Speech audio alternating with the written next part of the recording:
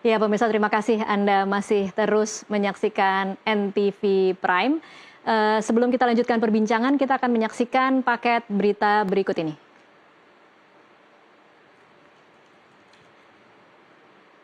Indonesia meraih poin sempurna 6 usai menyapu bersih 2 laga dengan kemenangan. Di posisi kedua ada Korea Selatan yang unggul selisih gol dari Yaman di posisi ketiga yang sama-sama meraih 3 poin, masing-masing sekali menang dan sekali kalah. Sementara Afghanistan dipastikan angkat koper dari Arab Saudi tersingkir dari Piala Asia 2025 karena selalu kalah di 2 laga mereka.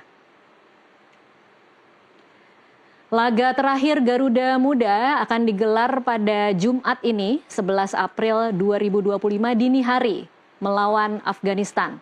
Laga itu berbarengan dengan Korea Selatan melawan Yaman yang menggelar partai hidup mati untuk lolos ke perempat final Piala Asia sekaligus meraih tiket Piala Dunia sepak bola kelompok umur 17 tahun. Kita lanjutkan perbincangan, saya kembali lagi ke Pak Zaki sekarang. Pak Zaki, ini kemudian ada anggapan bahwa apakah keberhasilan lolos Piala Dunia kelompok usia U17 ini artinya memang kita bisa mengklaim pembibitan atlet-atlet muda itu sudah menunjukkan hasil yang positif, Pak Zaki? Perkembangan dari pembibitan anak-anak usia dini kita, ya PSSI ini kan sekarang sedang terus memperbaiki program-program pengembangan usia muda, baik dari U10, 12, kemudian 15, 17 sampai U20. Nah, tadi kata Mas Yuke benar, memang kita masih minim sekali turnamen maupun kompetisi untuk kelompok umur. Maka dari itu ke depan, setelah penyempurnaan ini, kami juga berharap akan banyak sekali kompetisi-kompetisi untuk kelompok umur. Mungkin nanti kita bagi wilayah sesuai dengan Asprof maupun Askap Askotnya masing-masing, agar mereka punya kompetisi yang berjalan secara reguler. Alhamdulillah sekarang pun klub-klub maupun SSB itu juga aktif sekali melakukan berbagai macam kegiatan turnamen, entah kompetisi di EPA kan juga ada liganya mengikuti seniornya, tapi paling tidak semakin banyaknya kegiatan turnamen kompetisi untuk kelompok umur, semakin banyak kita memiliki aset-aset potensi untuk pemain-pemain timnas bola kita. Nah, sekarang standar kita sudah untuk tiap kelompok umur itu sudah harus wajib mengikuti Piala Asia di setiap event tahunannya. Artinya standar bar kita ini bukan lagi di AFF nih, bukan lagi di ASEAN aja, tapi juga di Asia. Ini untuk untuk membiasakan anak-anak kita bertanding dan juga memiliki mental bertanding yang internasional yang sudah siap nantinya. Akan lebih baik lagi kalau nanti juga ditambah, kalau untuk kelompok umur ini TC panjang kita memang ada satu kendala mengenai pendidikan mereka. Yeah. Ya. Tentunya dari segi pendidikan ini juga kita harus bicarakan dengan kementerian terkait, Kementerian Pendidikan, agar dalam rangka TC yang memakan waktu lebih dari 2 bulan, jadwal pendidikan mereka ini juga bisa disesuaikan. Kalau saat ini seperti apa, Pak Zaki? Ya.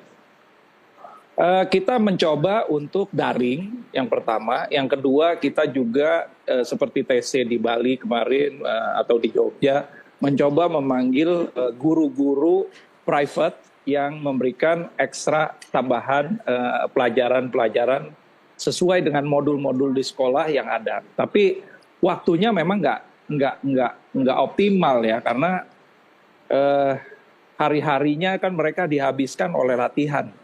Hanya bisa di hari-hari jeda seperti Jumat, Sabtu, dan Minggu. Itu pun Minggu biasanya lebih banyak mereka kita kasih waktu free untuk relaksasi. Nah, ini yang menjadi tantangan kita ke depan. Selebihnya kita juga menyambut baik penyelenggaraan kelompok umur 17 untuk Piala Dunia yang setiap tahunnya. Karena kenapa? Di Piala Dunia itu akan banyak sekali talent-talent scouting internasional yang memantau tim-tim yang ikut di Piala Dunia. Nah, ini anak-anak kita punya kesempatan untuk juga ikut dipantau oleh talent-talent scouting dari internasional. Iya, exposure yang lebih luas ya berarti Pak Zaki. Iya, exposure-nya bisa lebih luas. Kemudian juga ya tentu saja tadi tantangan bagi mereka juga akan lebih tinggi ya. Maka dari itu kami dari federasi itu benar-benar bagaimana bisa menjaga kemudian mempersiapkan langkah-langkah selanjutnya bagi perkembangan karir mereka masing-masing.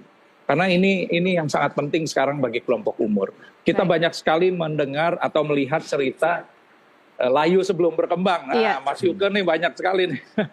Ya, kalau kita lihat kelompok-kelompok umur yang sebelumnya itu kan, ya mohon maaf, pada akhirnya banyak yang kemudian tidak sesuai dengan yang kita harapkan dan berguguran.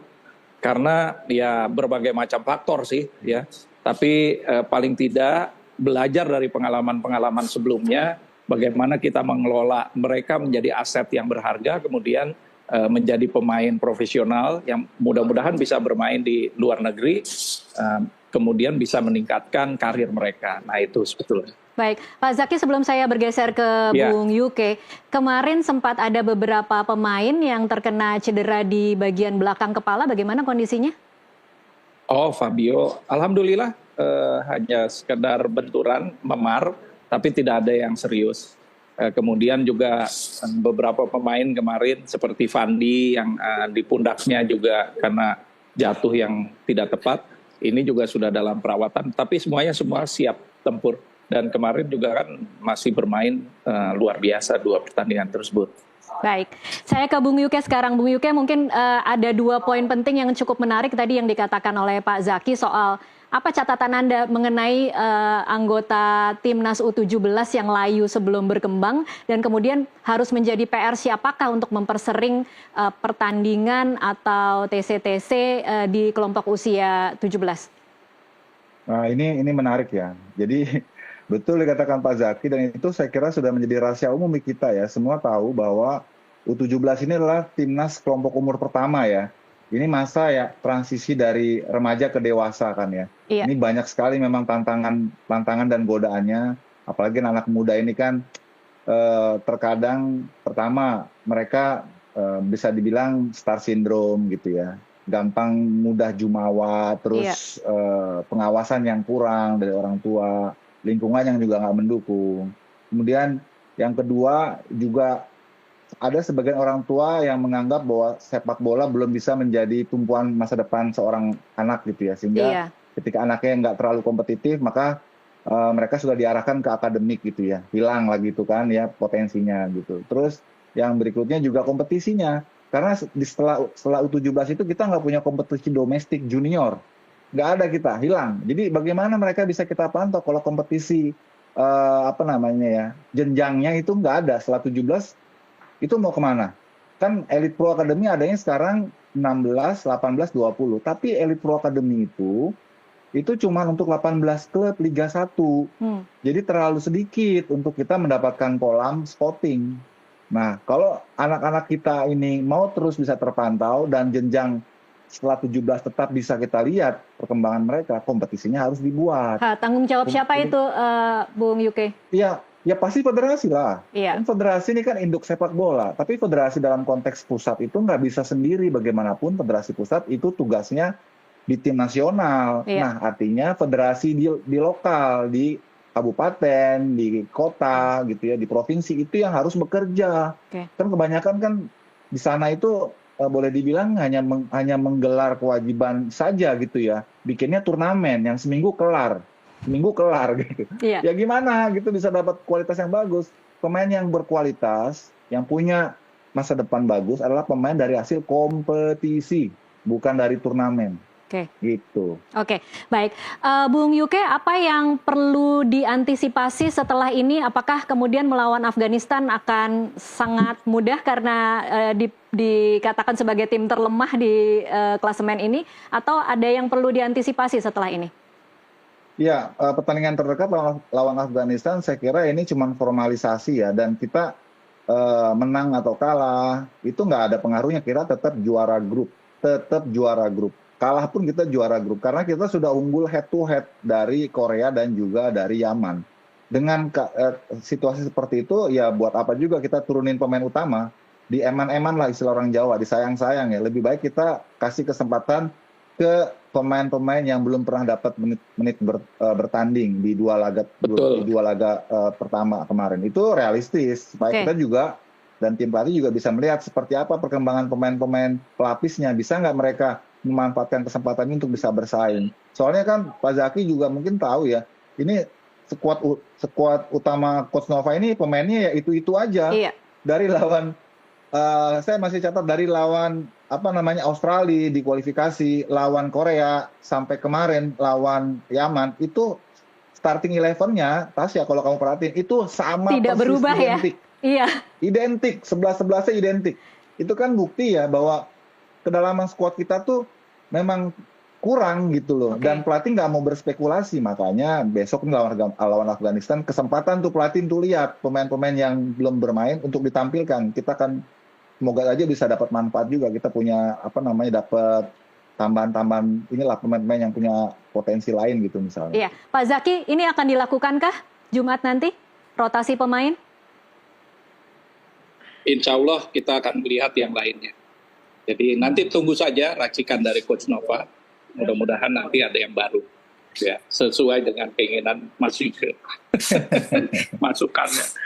Mbak, saya mohon izin terlebih dahulu karena ada acara yang lain. Oh, baik. Mohon izin pamit.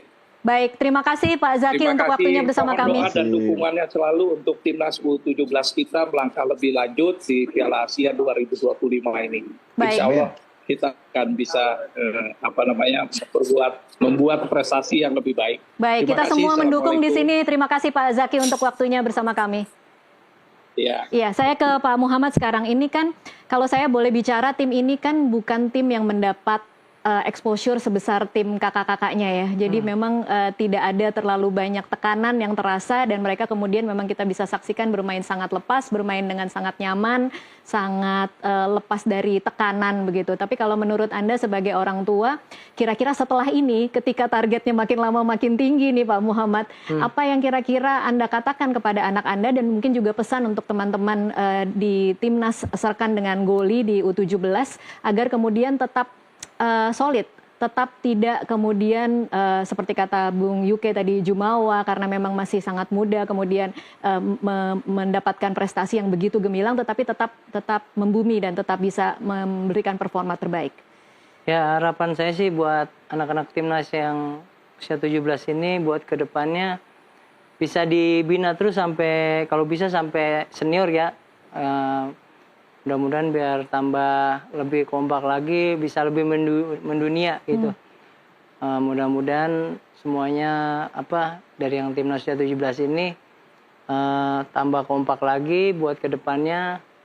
Kalau bisa, ya pokoknya intinya dibina terus dah sampai ke kalau bisa sih banyak yang main di Eropa juga gitu kan. Oke, harapannya bisa kemudian exposure-nya bisa ke kaca internasional begitu ya benar, Pak Muhammad.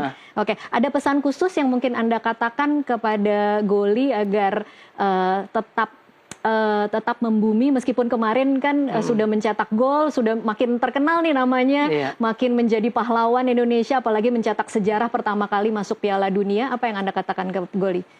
Buat Goli ya harapan saya sebagai orang tua tetap rendah hati dan tidak sombong, prestasinya ditingkatin terus sama semangat bertandingnya dan jangan pernah bosan untuk berlatih. Itu aja intinya. Oke, baik. Mudah-mudahan didengar. Kita sama-sama dukung di sini Pak Muhammad. Mudah-mudahan pertandingan melawan Afghanistan, kalau Anda perkiraannya skornya akan berapa? Kalau ya antara 2 dah 3 dah. 2-0, 3-0 lah. 2-0 atau 3-0? Iya. Oke, nanti kita sama-sama saksikan ya Pak Iya. Muhammad. Saya terakhir mungkin ke Bung Yuke. Bung Yuke, pertanyaan yang sama. Ini kan tim yang tidak mendapatkan exposure sebesar dari timnas senior, tidak ada banyak kontroversi dalam atau tidak banyak kritikan terhadap tim ini, tetapi kemudian secara mengejutkan bisa melenggang dengan sangat mulus, justru masuk pertama ke Piala Dunia U17. Nah, apa pelajaran yang mungkin bisa diambil dari sini, Bung Yuke? Iya, memang semakin bagus tidak terekspos semakin baik ya. Jadi begitu ya rumusnya, Dan lebih baik hasilnya. tidak terekspos ya supaya tidak ada tekanan, Bung Yuke.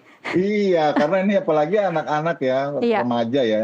Betul sekali tadi kebijakan dari tim manajemen dan juga pelatih supaya anak-anak ini nggak mainan medsos ya, karena itu pengaruhnya besar sekali buat mereka ya, mengganggu lah ya. Jadi fokus aja. Kalau udah dewasa kan memang nggak bisa diatur tuh kalau soal Iya. medsos ya. Tapi kalau remaja kayak gini, memang mereka harus dijaga betul. Dan alhamdulillah ya, mereka bisa terhindar sehingga mereka fokus. Dan itu yang memang yang diharapkan gitu. Oke, tapi berarti menurut Anda setelah ini menjaganya seperti apa? Karena mungkin kan setelah ini akan ada libur, kemudian mungkin mereka akan terpapar dengan medsos, apalagi dengan semakin terlegitimasi bahwa mereka adalah tim pertama yang kemudian mencetak sejarah masuk ke Piala Dunia. Nama-nama mereka mungkin akan dikenal oleh publik. Bagaimana kira-kira akan menjaga anak-anak ini, Bung Yuke? Ya, saya kira pemantauan kontinu akan terus dilakukan ya oleh Coach Nova dengan timnya ya, dengan tim pelatihnya ya, dengan membuat grup dan membuat program ya supaya diikuti, dipantau. Kemudian juga harus ada support juga dari orang tua di rumah untuk ikut menjaga, karena kan kalau mereka sudah dikembalikan otomatis tanggung jawabnya ke orang tua kan. Jadi harus ada kerjasama juga dengan orang tua. Jadi saling berkomunikasi sama-sama untuk kepentingan yang lebih baik buat anak-anak antara orang di rumah, keluarga, dan juga tim pelatih. Saya kira Coach Nova akan menyiapkan program tuh supaya para pemain ini walaupun sudah tidak berada di timnas, mereka tetap membawa emblem di dalam hati mereka masing-masing. Emblem Garuda itu tetap mereka harus bawa tuh mana-manapun ya. Di saat mereka bersosial, saat mereka di rumah, mereka harus sadar bahwa mereka itu tetap representasi tim nasional. Itu mentalitas itu yang harus mereka punya gitu. Baik, prediksi melawan Afghanistan seperti apa, Bung Yuke? Wah, ini agak tricky juga ya, soalnya kemungkinan besar yang main pemain-pemain pelapis ya. Tapi kalau melihat bagaimana Afghanistan dibantai kemarin sama Korea 6-0 kalau tidak salah, terus kalah juga dari Yaman 2-0, memang ini lawan terlemah ya. Ya buat saya 3-0 udah cukup lah ya. 3-0 ya, oke. Kita akan sama-sama saksikan nanti seperti apa pertandingan melawan Afghanistan pada Jumat 11 April. Terima kasih Bung Yuke untuk waktunya bersama kami di NTV Prime. Ya, sama-sama. Terima kasih juga Pak Muhammad Ya, sudah sama-sama, hadir ke Mbak. studio kami. Terima kasih, nanti kita akan sama-sama saksikan jalannya pertandingan. Terima kasih. Dan pemirsa tetaplah bersama NTV Prime, usai jeda kami masih akan kembali.